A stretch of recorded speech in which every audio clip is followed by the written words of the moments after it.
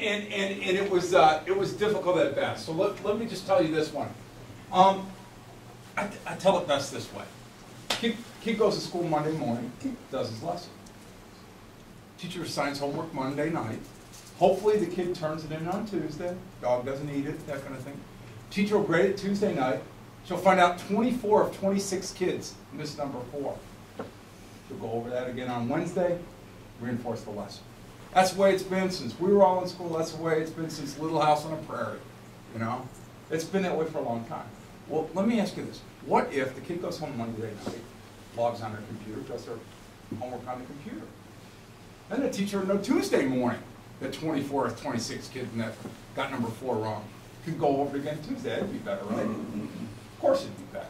All right. Now, what if while they're logged on, doing their homework, and they get to number 4, they get it wrong, it automatically replays that part of the lesson, asks an alternate question. Now, instead of 24 or 26 kids getting number 4 wrong, 3, 4, 5 kids get it wrong. The teacher knows who they are, a little bit of personalized instruction for the kids. That'd be better for kids, right? Okay, now, since you got all that stuff recorded anyhow, if it snows tomorrow, instead of having a calamity day, broadcast text message, everybody, online day. No more calamity days. That'd be better for kids, right? No interruption in their education. Of course. Well, since you have all that stuff recorded anyhow, if a kid at Fort Fry High School in Beverly, Ohio, wants to take advanced placement government from Tisch Menschhofer at Lakota East and get college credit while he's still in high school, you can do it. It'd be better for kids. We move a little money from Fort Fry to Lakota East. We move a little credit from Lakota East to Fort Fry. It'd be better for kids, right? Well, since we're not communists, and thank you for the communist thing. Since we're not communists, we don't expect Tisch to work for free. So we give her a supplemental contract, like being a cheerleader advisor. And we tell her, hey, look, you get 60% of your online revenue. But if you bring in that online revenue, we'll give you 60% as a bonus. Now, if Tisch does 150 kids a year at $600 a kid, that's a $90,000 she's generating for the school. She's getting a $54,000 bonus. Now, she cost us $50,000 before.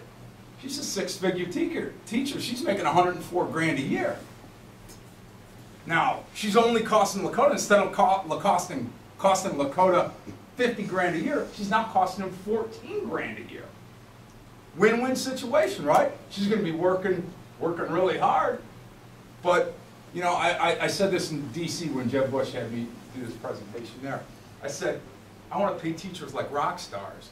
But how much could we pay U2 and Bono or the Rolling Stones if they could do 5 shows a day in front of 25 people? We couldn't pay them a whole lot. But now I can use technology to pay the best and the brightest. All right? Well, welcome to the Digital Learning Clearinghouse. We are the first in the nation to come up with it, and we did it like all good legislation. We buried it in the back of a budget bill, and Speaker Husted knew it was there. I knew it was there. I put it in. Senate President knew it was there. Anybody who bothered to read the bill knew it was there. We were very open about it. Well, all the teachers' unions and stuff, they go, Governor will veto it. Unbeknownst to them, I came up with this idea when I was down at the Freedom Center. And Mr. Pepper and I were talking. Mr. Pepper was very upset that I wouldn't vote for using state tax dollars to pay for the Freedom Center anymore.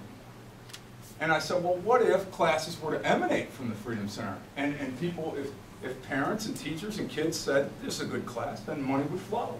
You know, students would take the class from the Freedom Center. He goes, that's an ingenious idea.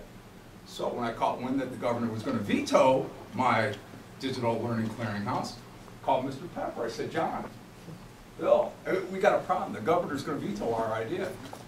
Take care of that. Didn't get vetoed. We're the first in the nation to have this, all right? And this is going to, Pete and I, we fight the good, and I want to thank you. This is a great representative. Pete is a passionate advocate, and he's a tireless advocate. I mean, he's like me. I have a full-time job. Pete has a full-time job. We don't sleep a whole lot. And our friends, you know, we don't have social lives anymore except in what we do here. But this guy's awesome that way.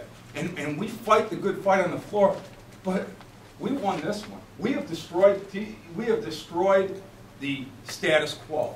Because what's going to happen? The Tish mentioned the rock star teachers, you're not going to put this genie back in the bottle. They're going to start getting paid. Now, the governor took 3 years, Governor Strickland took 3 years to enact the rules and regulations. But, you know, unfortunately for him, I got put on the E-Tech clearing commission, so I'm a commissioner on E-Tech. And every meeting, where are we at? Where are we at? And to his credit, Eric Fingerhut, who the Governor Strickland, good liberal Democrat senator from Cleveland, got appointed. He loves the idea. And so Eric kept pushing, and this went online, and you can look at it at oln.org. Okay? And the only people selling classes right now are the electronic schools. This thing works, right? You guys at this school can figure out who your rock star is. Who can you sell? Okay. Go register in class. Start having teachers think like Hollywood producers. Think of this. I mean, you want to talk wild? Think about this. Remember, how many of you guys remember painting on PBS? The guy with the beard and everything and hair, and you know, and the mighty white, and he would eat all the. Remember that when we were growing up? That guy assumed room temperature years ago. The show's still on. You are going to have teachers negotiating contracts that have residuals long after they retire. You say, okay, hey, I get 60% of my online revenue, but once I retire, I get, you know, 20% of the online revenue because you're going to have to pay somebody else to monitor the students and do all that kind of stuff. Fantastic thing. Think about this one. Here you are, you grew up in Cadiz, Ohio. You grew up in Cadiz, and you want to go back home. The folks are getting older. You've been teaching for a lot of years here in Mason or at Lakota. You want to move back home. Well, you're a rock star teacher. You've got a huge following of online students.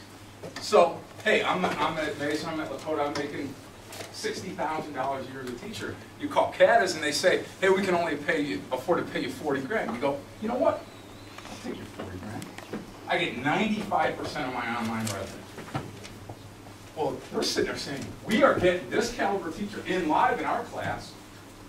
And now all of a sudden, you know, she's negotiating revenue percentages and stuff. What are we doing? We're empowering individuals. All right? We're empowering individuals, bringing the best and the brightest. This is what's happened. And this is exciting. Now, you know, like I said, this isn't theoretical. This is in the revised code. And you can look at oln.org and it's up and running. Now, is it spreading like wildfire? Well, you know, you can sense. I get very excited about this. Jeb Bush found out about this. He had it enacted in Florida. So after he had it enacted in Florida, he says, well, this Coley guy came up with the idea. So he has me speak in Washington, D.C. at his Excellence in Education Foundation. And then he goes, hey, Coley, we got to spread this. Would you, you know, how about proposing this as model legislation? So last summer in San Diego, this idea got adopted as model legislation for across the country. So now this spring, Jeb asked me if I'd be willing to travel with the state capitals around the country to different groups of legislators to get them to enact this idea. So now, what if the kid is in he's in Rensselaer, Indiana. But his whole goal in life is to be an Ohio State Buckeye. Oh, boom! Yeah, you can take, you know, first you should go to UD. But let's say he wants to be an Ohio State Buckeye. Now you can have kids all over the country who want to migrate here. So you're going to be taking classes while they're in secondary and in high school. You're going to be taking classes from Ohio to get Ohio credit. And we are going to be attracting, we're going to be able to use this tool to attract the best and the brightest to our campuses. And then we're going to, by the hard work that Pete and I and our good friend Senator Cage just came in, by the work that we do, we're going to be able to change the tax structure and keep the best and the brightest right here. So we're, you know, needless to say, we're very excited about this. We, as Pete indicated, we've got a lot to go. We're not backing off for a second. But we have had some successes. And I want you to keep that idea in mind when you're looking for classroom alternatives for your school, that you can say, hey, I really want my kid to be able to take Mandarin Chinese, but they can't afford to hire a Mandarin Chinese teacher. Mandarin Chinese. But also think of it as a revenue generator. What classes do you have in your school that you said, you know, we could sell this? This is a good program. We should be looking at that and push that way. Because right now, if you look at OLN, you're going to see the vendors that are out there. But you get the collective power and the collective wisdom of all you and the best and the brightest teachers in the classroom, this is really going to take off. And we'll just have the tip of the iceberg now. It's going to be great. So that's one of the things I wanted to join with you. And also, again, thank you for sending my good friend Pete back to us. We love having him up there. Thank you.